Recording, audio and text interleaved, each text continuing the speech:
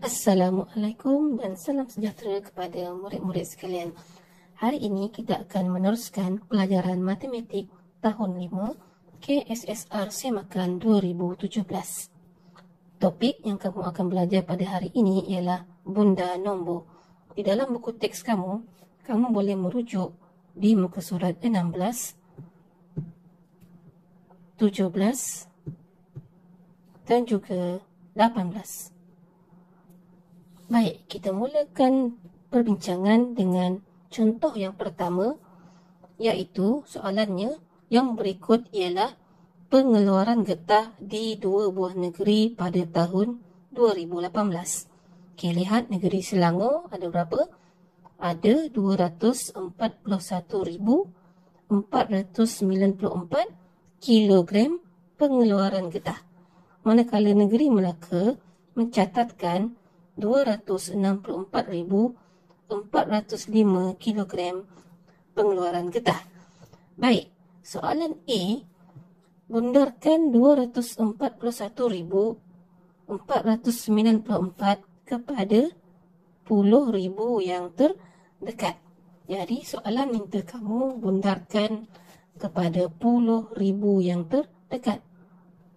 Untuk contoh yang pertama ini, kita akan membuat pembundaran dengan menggunakan garis nombor. Pada garis nombor, kamu akan nampak senggatan-senggatan yang menunjukkan nilai yang tertentu.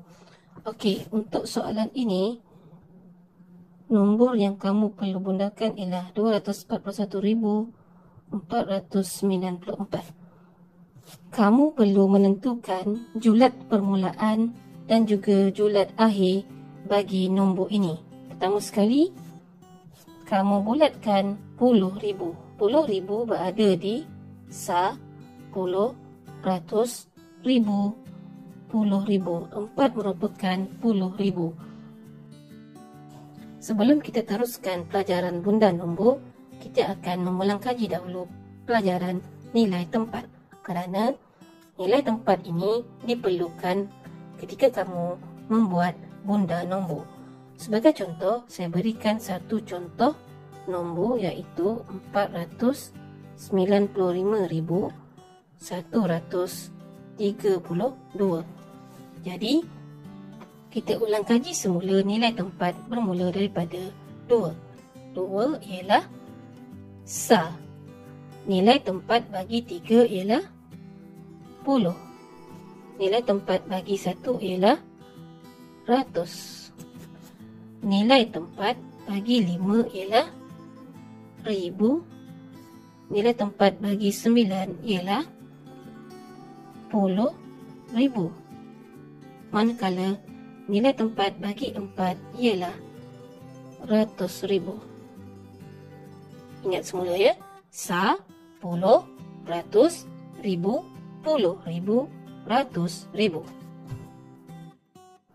Kemudian kamu baca 240,000 dengan mengabaikan kesemua digit yang berada di sebelah kanan puluh ribu. Sekali lagi, 240,000. Jadi kita tulis 240,000. Okey. Kemudian ini ialah titik awal titik awal. Untuk menentukan titik akhir, kita lompat lagi 10,000. Lepas 240,000 ialah 250,000. Jadi kita telah mendapat titik mula dan titik akhir yang boleh ditulis di dalam garis nombor. Jadi kita tuliskan 240,000 sebagai titik mula dan titik akhirnya ialah 250,000. Sekarang di antara titik mula dan titik akhir di dalam garis nombor ini, terdapat beberapa lagi sengatan di antara kedua-dua titik akhir, titik awal dan titik akhir. Jadi, nilai yang kamu perlu isi pada sengatan di antara titik mula dan titik akhir pula ialah berdasarkan ribu.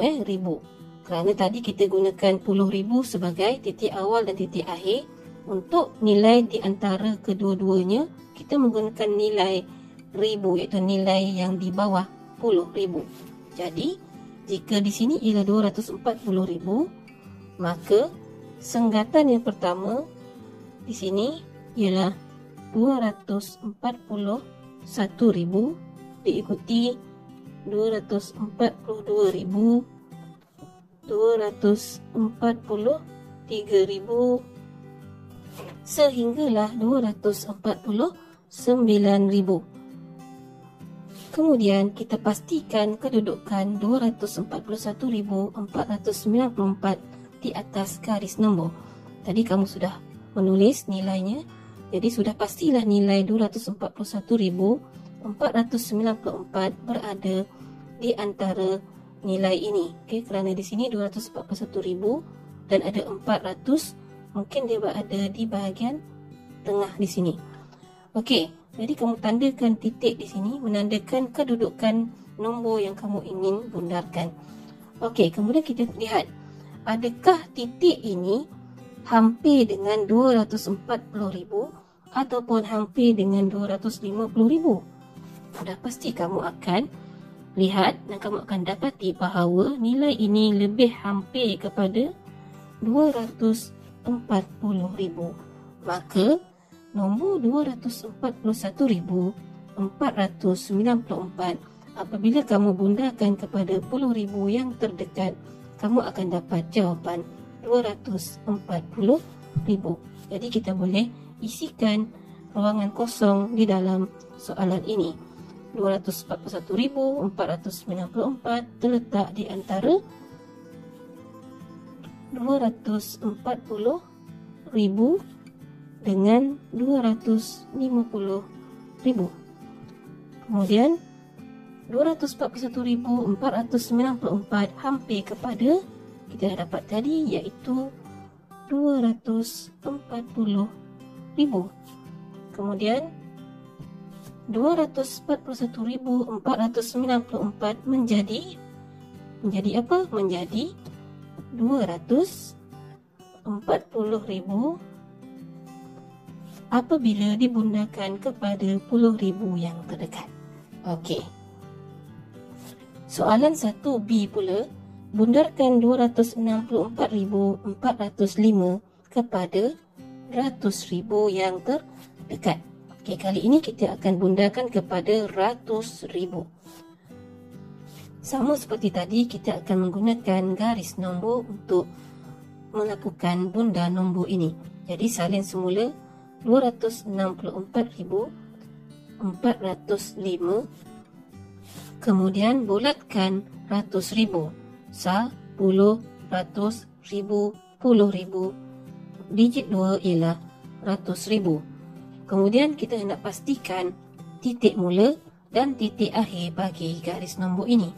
Jadi kita membacanya sebagai 200,000 dengan mengabaikan kesemua digit di sebelah kanan. Maka permulaannya ialah 200,000. Dan oleh kerana kita membundarkan kepada 100,000 yang terdekat, maka bacaannya hendaklah di dalam 100,000. Selepas 200,000 ialah 300,000. Ini ialah titik mula dan titik akhir bagi garis nombor kamu. Seperti yang saya telah masukkan di sini dan di sini. Okey. Sekarang kita ingin mengesan di manakah kedudukan 264,405 di dalam garis nombor. Okey, di sini ialah 200,000.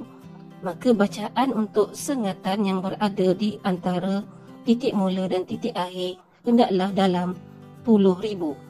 210,000, 220,000, 230,000, 240,000, 250,000, 260,000 seperti soalan.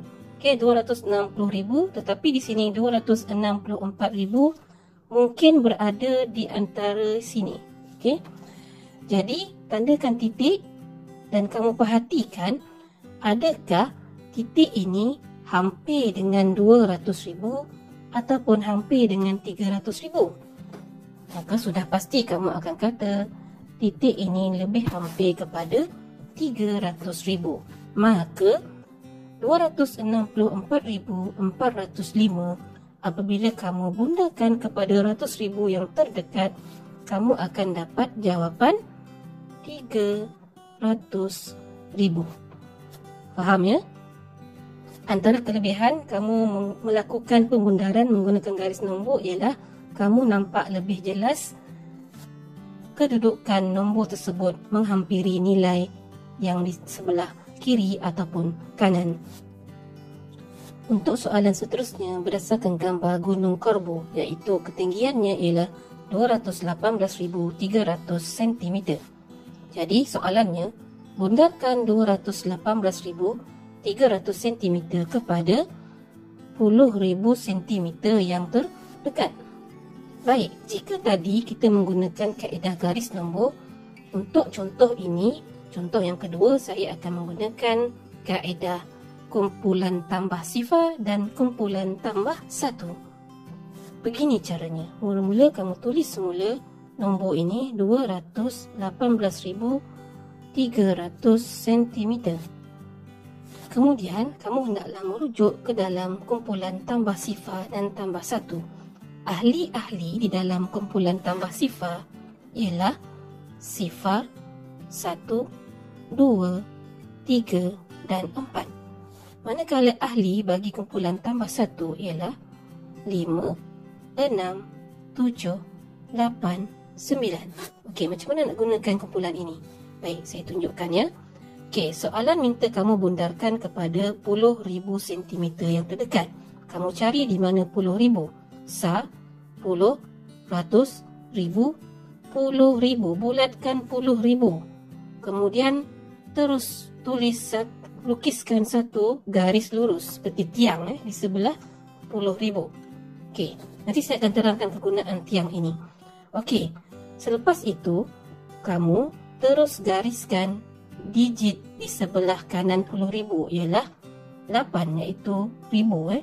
Okey, 8 ini kamu perlu rujuk di dalam kumpulan tambah sifar ataupun tambah satu. Kita dapati bahawa 8 terdapat di dalam kumpulan tambah satu. Jadi tambah satu ini kamu hendaklah tulis di atas 10,000 seperti yang soalan mahu. Jadi tambah satu di atas 10,000. Okey, apa jadi kepada digit di sebelah kanan tiang ni kanan sebelah kanan tiang ini kamu cancel atau pembatalkan semua digit-digit yang ada dan kamu ganti dengan sifar. Seperti ini. Selepas itu kamu tulis semula nombor yang baru bermula daripada sini, iaitu 21. Kau baca sebagai 21 tambah 1, iaitu 22. Dan digit yang lain di sebelah kanan tiang, kamu tulis sifar, sifar, sifar, sifar. Maka kamu dapat jawapan 220,000. Baik, saya akan tunjukkan semula contoh menggunakan contoh tadi apabila kita menggunakan kaedah tambah sifar dan tambah satu. Tulis semula nombor ini 241,494, kemudian dibundakan kepada 10,000. Jadi kamu cari 10,000, sah 10, ratus ribu, 4 ialah 10,000. Kemudian lukiskan tiang di sini. Kemudian kamu gariskan digit di sebelah kanan 4, iaitu 1.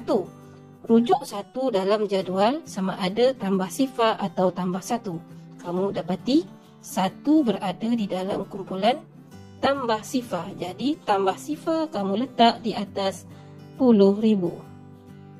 Kemudian kamu batalkan semua digit di sebelah kanan tiang dan tukar kepada sifar.